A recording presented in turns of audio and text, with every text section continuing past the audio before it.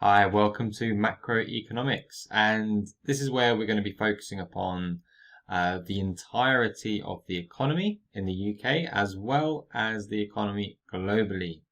Now, this is where it gets a little bit different in terms of how we study and follow the syllabus. So, in this case, we're going to be talking about aggregate demand and aggregate supply first. I know it's not the same in your syllabus, but this is the way in which we're going to start learning things, because in other areas of your syllabus, so such as economic performance, and where we go through things like economic growth, inflation, deflation, etc., employment, unemployment, I like to bring in the aggregate demand and aggregate supply aspects to it. So therefore, it's important that we learn about aggregate demand and aggregate supply. All right, so what we're going to do, we're going to go through aggregate demand first, then we're going to pop over to aggregate supply, and then the videos will be split up in a way that's really easy to understand, and you're going to get everything in depth. So there's no getting away from not knowing enough information, and you'll start seeing terms which I'll be explaining in thorough detail. So be wary about everything that you hear in this section. We're going through these two together in a holistic sense, and you'll be ready to answer questions about AD and AS as soon as you finish these videos. All right, so let's get cracking. Aggregate demand is the total spending on goods and services in a given time period. So this means how much money do we spend on goods and services in a year, or a quarter, or half a semi-annual, or half a year, or whatever it might be, whatever given time period. Usually what we do is we kind of substitute out spending and we put in output. So we total output of an economy can be substituted sometimes as well. How is this represented? Aggregate demand is represented by a country's GDP, so gross domestic product, which could also be represented by the total income of a country. So we have total GDP and we've got total income. Okay, when you go through the national income stuff and the economic growth topics, you're going to really understand what these are. So if you hear aggregate demand, so AD, or real GDP, or income, or national income, we're talking about almost the same thing. AD, so aggregate demand, is represented by a downward sloping demand curve, which signifies the negative relationship between the price level and aggregate demand itself. So when prices are higher, there is less aggregate demand.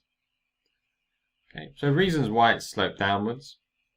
The wealth effect, number one. So if the money supply is constant, if prices go up, the purchasing power of money falls, thus lowering people's ability to demand. Number one. Number two, interest rate effect. An increase in the overall price level could lead to more demand for money, which increases the level of interest rates in the money market. And therefore, rising interest rates could lead to a reduction in the ability of people to buy. The indirect effect of interest rates to demand provides another reason for why there's this inverse relationship between price and quantity demanded as well. The net exports effect. The rise in domestic price levels makes the local goods relatively more expensive to exporters, which makes the good unattractive compared to the cheaper goods provided by another country. This causes a decline in the economy's exportation, which can negatively affect the overall demand in the economy. So if we're talking about, there's two words here which you might not understand. So the interest rate. So the interest rate is a charge on when you borrow money, and it's a reward for when you save money. Okay, so net exports is basically exports minus imports. So the goods leaving the country minus the goods coming into the country. And these are the reasons why aggregate demand slopes downwards. Okay, so if ever you see this in an exam, just be wary of it. So a change in the price level results in movement along the AD. Alright, so if prices go up, from P1, let's say to P2, we're going to have a reduction in AD from A to B, and basically real GDP will fall from Q1 to Q2. Alright, and that's how we would show a change in the price level. So moving on, what are the components of real GDP? What are the components of aggregate demand? Okay, so aggregate demand, remember, is equal to real GDP here. And we have C plus I plus G plus NX. Now let's run through these. What do they all mean? The C represents consumption. Consumption is the component that represents the contribution of the household sector in the economy. And it represents about 65 to 70% of the UK's GDP. Okay, so this is the spending of households on goods and services. So the UK, imagine, so the entirety of GDP, aggregate demand and GDP, 65 to 70% of it is made up by households spending money. So it could be me and you going and buying a new phone contract. It could be you guys and girls going to the shops and buying yourself some chocolates. It could be the purchase of EdGenie. These all contribute to the economy, and this is what actually keeps the economy going. Okay, so always remember this point here. It's a really good application point. Investment. Investment represents the contribution of the business sector in the UK economy on physical capital. So capital being money being spent on things like machinery, goods, equipment, tools, anything related to the production of other goods, basically. And this represents 15 to 20% of aggregate demand and GDP. Okay. And remember, we talk about it in the form of physical capital or capital goods.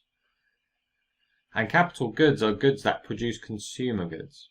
Alright, so always have that in the back of your mind. And again, it's quite a big component, 15 to 20%. In my eyes, investment is a major contributor to the economy. Because if you have an increased investment level within the economy, we're going to also have kind of higher employment, and thus we'll have higher consumption as well.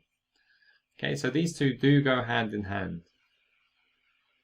Thirdly, government spending. So the G represents government's spending. And this component represents the contribution of the government in the UK economy. So the spending that the government does on kind of providing public and merit goods for the people, the money that they're spending on kind of developing the roads, spending on hospitals, on schools, etc. All of this is additional factors to the economy because it still creates value in the form of GDP. And again, our government, albeit it looks like quite a lot, but it still plays 15 to 20% contribution to aggregate demand. And this is considered actually quite low. If you compare it to other countries, their contribution to GDP is far greater. Net exports is the final short. Normally at the end we write X minus M. Okay, so it means X, so exports minus imports. So this component represents the contribution of the foreign sector in the economy. It's represented by exports and imports, where X is exports, and M is imports. Now this usually, we generally know it as, from a theoretical point of view, it contributes about a negative 5% to aggregate demand. And basically this is saying that this number is a negative number. So imports are greater than exports. So what are they? What are exports? Exports are goods and services of UK firms sold to companies in other countries. So the good leaves the UK and money comes in. So money, that's a plus for the UK economy. So that's a good thing because it creates jobs as well, and it creates investment. It creates foreign firms to invest in the UK as well, where they want production based here in England. Imports are goods and services bought by UK companies and consumers from other countries. So, I mean, take a look around your room, take a look around your living room, bedroom, bathroom, wherever you're watching this, and just have a look at the products that you're looking at. Are you watching this on a Samsung computer or a phone, or are you watching it on a MacBook or an iPhone or an iPad? None of these are made in the UK, unfortunately, and we import these goods. So therefore, these are all imports. That means that the majority of the money that's being made in this country is leaving to purchase goods in other countries. All right, and that's what an import is, and that's not a good thing in a lot of people's eyes, because that means that jobs are not created here for the purpose of that product. So it's a negative number here, and what these two make up, basically, they make up something called the current account. Okay, and the current account for us, unfortunately, is a minus number. Okay, and what it does at the moment, at the time of recording this video or these videos, it's going to be a negative number, and it's going to be in the region of around 2 to 3% negative contribution to GDP. So there we have it. Always remember, AD is C plus I plus G plus net exports. Okay, so X minus M.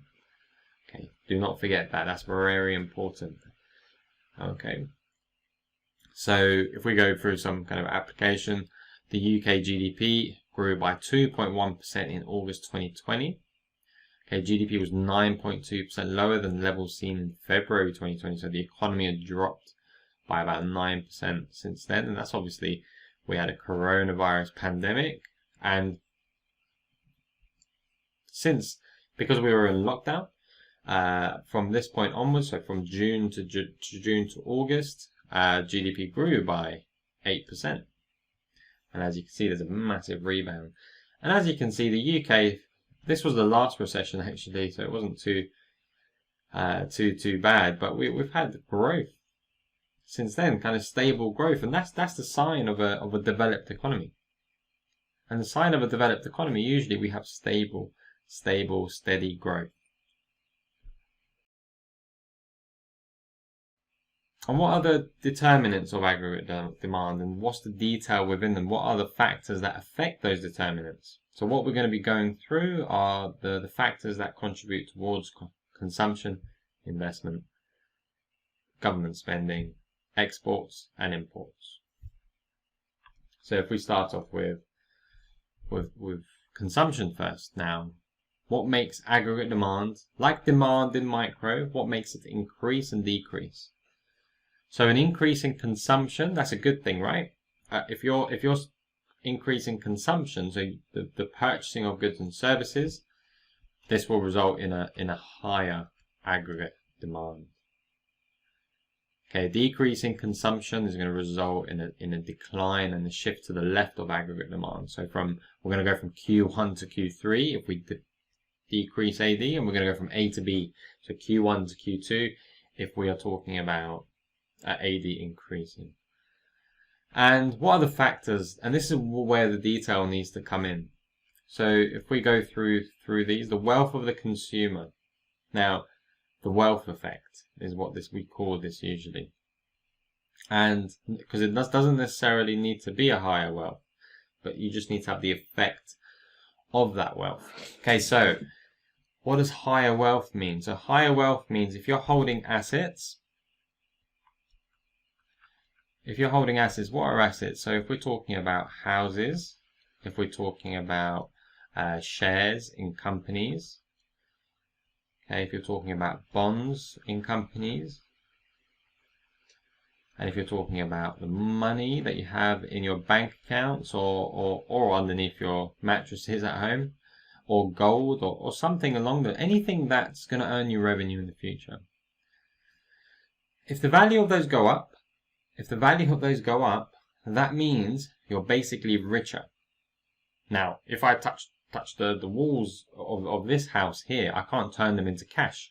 So it's highly illiquid. But the good thing is, if the value of my property is going up, that means I feel wealthier. If the value of my shares in companies are going up, if I have shares in Tesla and Amazon ever since they were both kind of born or went onto the stock market, became public companies, I would feel extremely rich. Although it's not cash, physical cash in my hands like you see in the adverts, you still feel very wealthy. And if you feel very wealthy, you feel very, very confident, which we're going to come to. And what's going to happen is we're going to be consuming more. Okay, so this will affect consumption. If the value of your house goes up as well, by the way, this is a very important point. You can borrow more because you have more equity. And that means the debt, the mortgage that you've borrowed against your house or in order to purchase your house or houses, the proportion of debt to the value of the house would have gone down because the house price is constantly rising. And that means your share of the house is rising as well. And thus you'll have a higher equity share. Okay. And therefore you'll feel richer, you'll feel wealthier, and you'll be spending more, and you'll be splashing the cash as you go through life. So if I was to tell you, probably if you have parents that are 50, 60, 70 and they live in the home or they bought their house in the 80s and 90s, or if you have kind of older siblings that are in their 30s and 40s that purchased their properties in 2009, 2010, 2011, then they're looking at very much an increased wealth, because house prices especially and share prices have gone through the roof, excuse the pun, but house prices have risen considerably, especially if you're based in kind of metropolitan cities. If you're in more rural areas, those certain rural areas, I think we'll see an increase in their house prices from 2020 onwards, I think, actually. And basically house prices have just kind of gone up since those times. Moving on to incomes and wages. If it's a similar kind of concept, if you earn higher income or you have a higher wage, you're going to be spending more, aren't you? So consumption is going to go up. The more income, the more people in jobs in the economy, we're going to have higher consumption, and therefore there's going to be a higher shift in aggregate demand, and vice versa as well. If incomes go down, if unemployment's high, if people are out of jobs, people won't be spending as much money, and therefore we'll have a shift from AD1 to AD3. Taxation.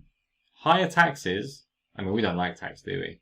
Higher taxes mean lower disposable income. And what that means is it's the income left for consumption. So the higher the tax rate, the less income you're going to have to spend on autonomous consumption and consumption that you just basically want to spend on. All right. I always go back to this one example. I think it was in the 70s, before Margaret Thatcher, actually, when the Labour Party was in power. The highest income tax bracket, so that when you tax someone's income, was 83%. Now, that's a lot of money to be taking away from an individual's hard-earned income.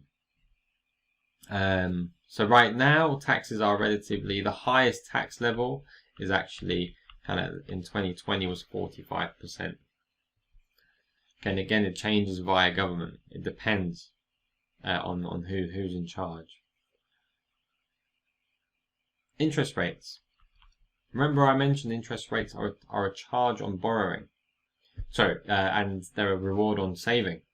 And what this means is the more savings you have, the more reward you're going to be getting. Great, amazing. That means you're going to be spending a lot, right? Because you're getting rewarded for all the savings that you have. And especially if interest rates go up, you're going to be rewarded even more so, of course. We normally look at it the other way around, though. it's more on borrowing, because interest rates. The reason why we do this is because interest rates are historically low. In my adulthood, I've really only seen low interest rates, basically near zero. And what does that mean? That means if I save money, I'm only going to be getting paid like 0.1%, 0.2%. So it's, even if it goes up to 1%, then what does it matter? It's not amazing. So if we flip the coin then, and we start looking at borrowing, and imagine there were higher interest rates. Imagine higher interest rates on your mortgage. What does that mean? That means that I've borrowed money to buy a house, and I've got a variable rate. So my interest rate on my mortgage, because it's the charge for borrowing for a house, is variable. So it changes with the Bank of England's interest rate. So they're the central bank that sets the interest rates. If it goes up and it increases, that means I'm going to have a less disposable income left to spend on normal consumption habits.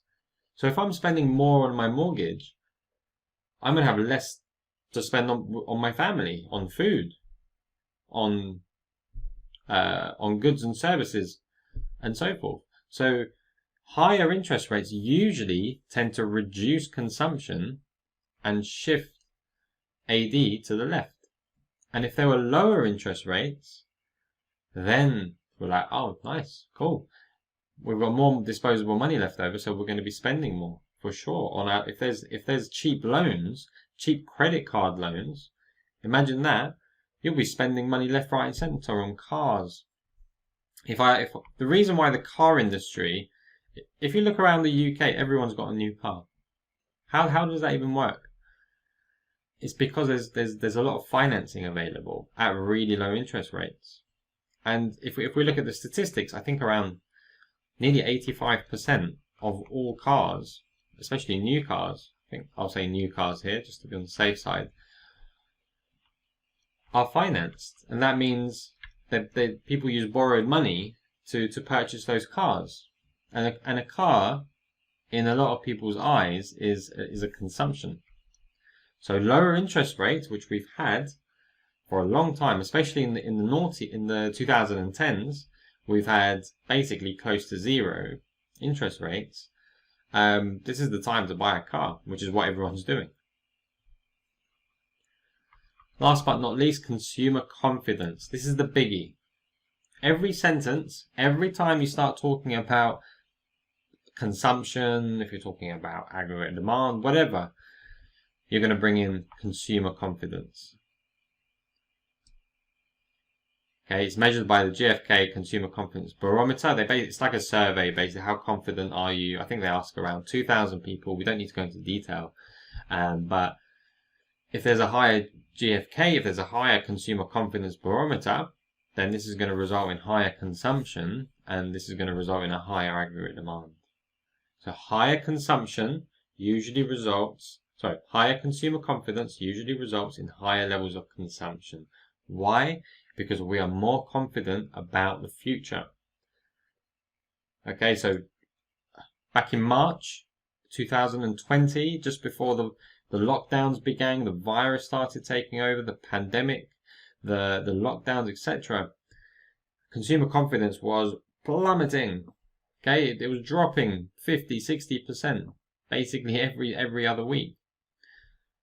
That meant no one was spending. How much money were we spending on cars? Nothing. How much money were we spending on clothes? Not much. How much money were we spending on luxuries?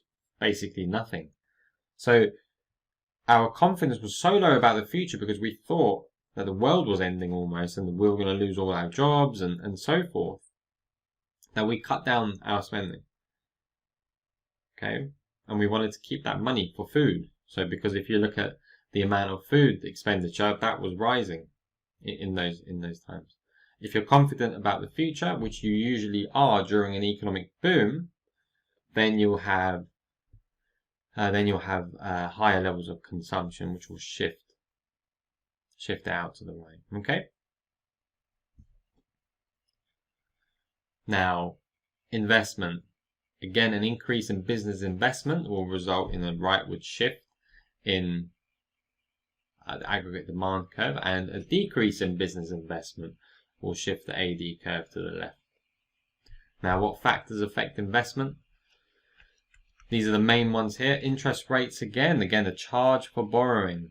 Higher interest rates will lead to an inward shift in the aggregate demand because there's the interest rate charge. If it increases, this is going to make the cost of borrowing for businesses far higher, and therefore the profitability of their projects or their investments goes down because their cost of borrowing is a lot higher.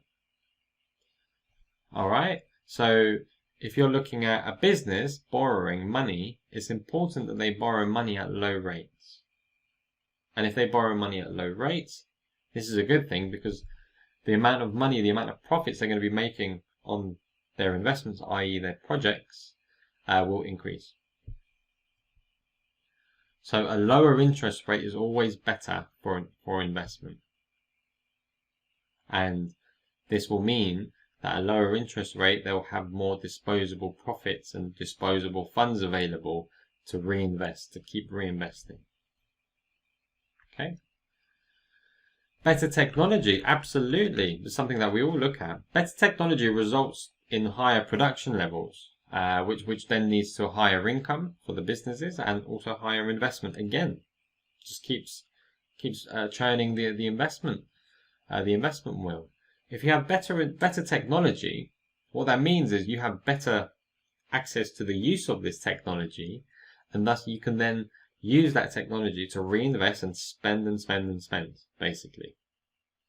And that's really important for businesses these days, especially because we're going to be turning into more of an online e-commerce, quick production times, quick turnaround times, and new product development consistently as well is something that consumers want to see.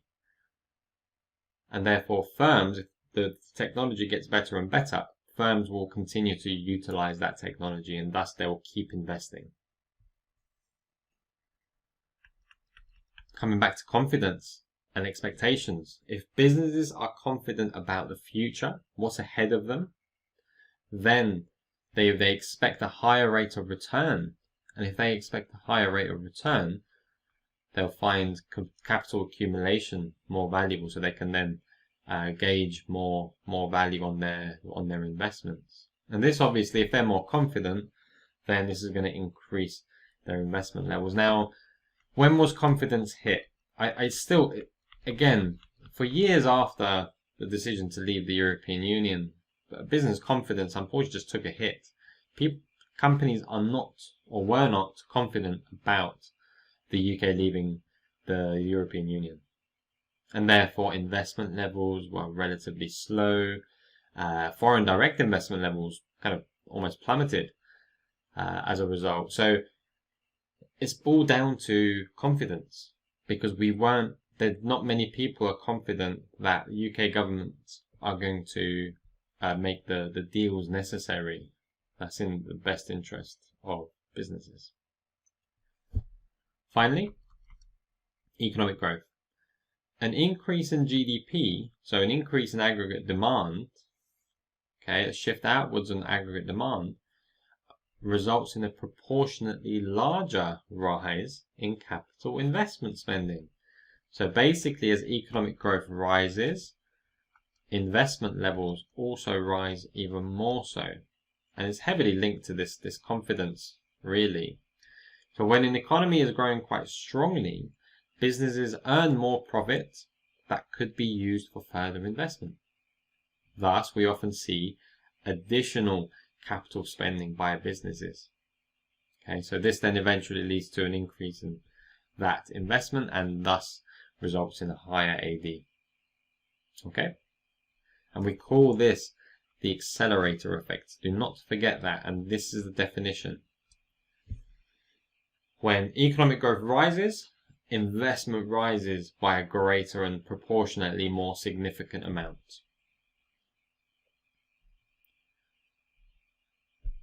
Okay, moving on to further factors that affect investment. Government regulation. Do you see how important businesses are to the economy? That there's so many factors that affect their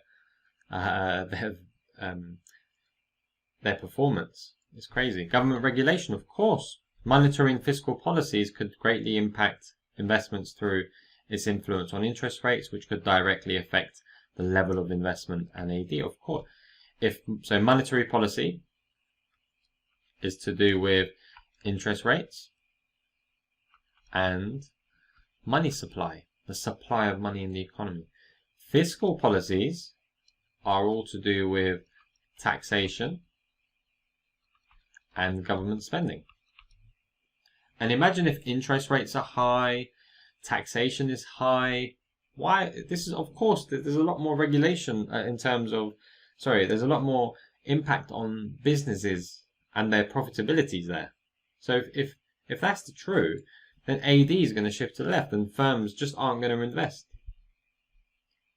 So it's important for firms to be, for countries to be business friendly. Next up, we have Keynesianism and animal spirits. The term animal spirit was coined by John Maynard Keynes, and it pertains to the investor's psychological urge to make investment decisions based on their instinct and predisposition instead of factual, their gut feeling. Okay, this is very heavily linked again with kind of confidence. So higher level of animal spirits could generate more investment that leads to an increase in AD. And again, a demand for exports, so higher demand on domestic goods leads to higher revenue and profit, which could be used for further investments that generate higher AD. So if you've got foreign firms wanting to buy your goods from the UK, that's amazing because the money is going to come flowing into the UK and the goods are going to fly out, so they'll be using British goods, and that's great. So firms will invest more and more and more. An example of this would be ASOS. I think 80% of their goods are internationally delivered. So this is a clothing brand online. I'm sure a lot of you have heard of it. Access to credit. Again, this is linked with interest rates as well. So if investors could easily access loanable funds, so if a business can gain access to borrowing money and financing, amazing. Investment would rise faster, of course. But a lot of small businesses struggle to get that initial loan. And a lot of big businesses, especially potentially during times of maybe recessions, it's harder for businesses to receive those loans because it's just important for the banks to maintain kind of a level of risk tolerance. And access to credit in the UK is not really a problem either. It's usually more in the developing countries where and in places like America, in the US, where it's quite difficult to ascertain risk tolerances and levels.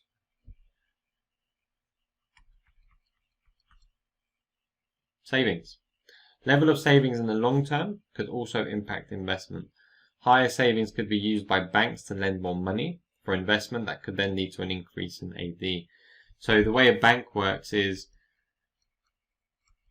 a bank receives money from savers, and then once they receive that money, they're going to lend it out to borrowers.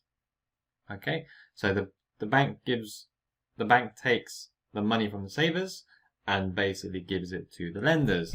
And the difference, basically, what will normally happen, and the way they profit from this is basically back to the savers. They'll give like a lower interest rate, but they'll charge the borrowers a much higher interest rate. So the bank will earn 6%, but pay out 1% as a reward to the savers. Okay, and so if savings are higher, and they're increasingly higher, then they'll lend a lot more, basically, and there'll be more money to lend to businesses as well for them to then invest, thus increasing and shifting out the aggregate demand curve and then going from Q1 to Q2, basically. Okay, and these are the main reasons why investment increases and decreases. These are the factors that affect them, and we've gone into a lot of detail here. Now moving on to government spending. Remember, government spending plays quite a prominent role in the makeup of aggregate demand. And if government spending increases, this will shift aggregate demand to the right, and if it decreases, this will shift aggregate demand downwards. So if government spends more and more and more in the form of expansionary fiscal policy, so which means basically where taxes go down and government spending goes up, this implementation increases the UK's borrowing to spend money for public services and invest more in infrastructure projects such as HS2 and Crossrail. And this will lead to an outward shift in AD, because why? Because the government's spending money on projects, and for projects, and these, for example, Crossrail, they're building an entire train line going across kind of West London and further out all the way to Reading, to East London, all the way out into Essex, into Shenfield, and they're going to need thousands and thousands of employees here. They're going to be outsourcing the jobs to other companies. So there's going to be this massive expenditure on employees, goods and services that they require, and this will create something known as a multiplier effect. And this is basically the multiplication of the money in the economy, and we'll get to that later on. But if the government's sitting there and spending less money, this is called contractionary fiscal policy. There'll be a reduction in the government spending and and also if they impose higher taxes. So taxes go up, government spending goes down. This could result in an inward shift, of course, because they're spending less money now and they're going to be requiring less employees and basically less help. And therefore, what's going to happen is, if the government's spending less money on these public goods, there's going to be less money available to spend via those employees or contractors or those companies that we've outsourced to. And this is going to result in that contractionary element of the aggregate demand curve as well, from AD1 to AD3. Okay, so there's not too much to say here with regards to government spending, especially here in the introductions. So if we move on to net exports, so exports minus imports, remember. Okay, so determinants of aggregate demand, so the net exports, so an increase in net exports shift aggregate demand curve to the right. Okay, this results in a higher, so if exports basically were higher than imports, that's a positive, isn't it? That's a great contribution to the aggregate demand curve. However, if exports are less than imports, or it's going down towards that trend, then that is a negative for aggregate demand. It's going to shift it to the left, and aggregate demand and GDP are going to go down. Okay, what are the factors that affect net exports? So let's discuss these. Real incomes. Of course, if real incomes rise, consumers are going to buy more goods, right? So consumption is going to rise. Now, I just mentioned iPhones, Samsung phones, laptops, computers. None of these are made in the UK. But if we have rising incomes, what's going to be happening? We're going to be buying more of those goods as well. So usually as consumption rises, imports rise, and therefore net exports goes down, and thus aggregate demand goes down with it. Okay, so as we consume more, we usually import more as well. Exchange rates. An exchange rate is basically if you don't know, it's the transferability or the value of one currency into another. So for example, the value of £1 could be synonymous with the value of $1.3. Or the value of £1 is also equivalent to the value of €1.10. Okay, so it's just an equivalence issue here. So the £1 is worth $1.30. So if you if you exchange £1, you get $1.30. If you exchange £1, you get €1.10, and so forth.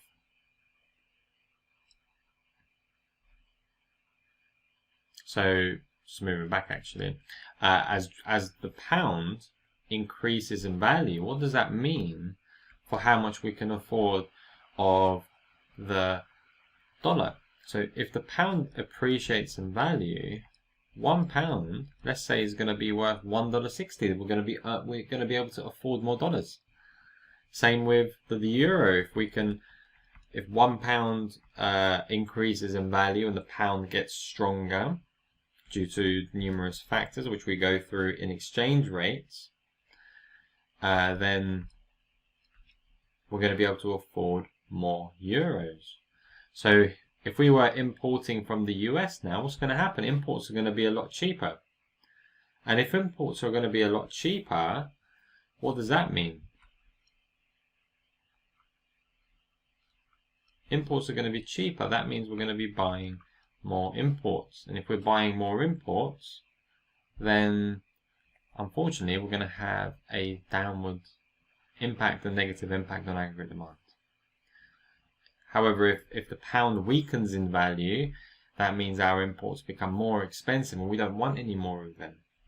Now, if we were to evaluate this term, which we will do when we go through exchange rates, basically if we increasing the value, if the pound depreciates in value, then actually we rely on imports. I just told you that we have iPhones and iPads and Samsungs and so forth. We import a lot of this technology.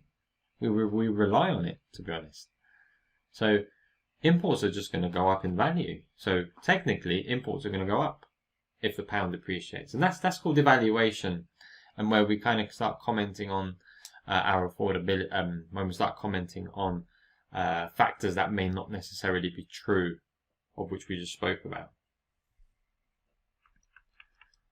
Moving on to the state of the world economy. If there's growth in emerging economies, this will lead to greater demand for domestic products, especially in the form of kind of technology. So capital goods that might actually help these emerging economies grow even further. Okay, so again, engineering and pharmaceutical products, they can now afford architects, engineers to go and start building skyscrapers for them. New cities even. And this could lead to higher exports, absolutely shifting AD to the right. Moving on, degree of protectionism. Protectionism basically means the protection of your country's domestic industries. So protectionism could be something along the lines of a tariff. So a tariff is a tax on imports.